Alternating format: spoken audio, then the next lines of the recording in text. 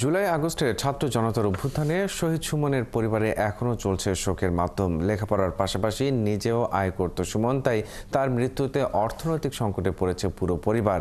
জেলা প্রশাসক বলছেন, অভ্যুত্থানে শহীদ 22 জনের তালিকা মন্ত্রণালয়ে পাঠানো হয়েছে। বাকি 5 ভাই পড়াশোনা না করলেও বড় ভাইয়ের সাথে সবজির ব্যবসার পাশাপাশি পড়াশোনাও করছিলেন। মাধবদী জামেয়া এমদাদিয়া দাখিল মাদ্রাসা থেকে আসন্ন 2025 সালের দাখিল পরীক্ষার্থী সুমন মিয়া 20 জুলাই মাধবদী থানার সামনে বৈষম্য বিরোধী আন্দোলনের সময় গুলিবিদ্ধ হন। 34 দিন চিকিৎসাধীন থাকার পর BSMMUতে মারা যান।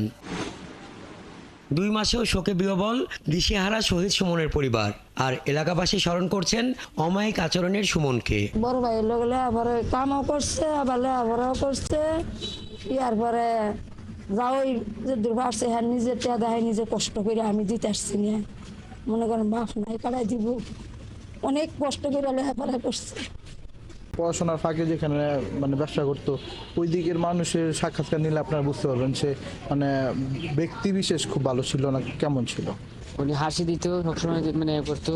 খাবার সময় আসলে উনি খুব হাসি দিতে মজা লাগছে, খুব হ্যাঁ কথা সবাই ভালো বলে।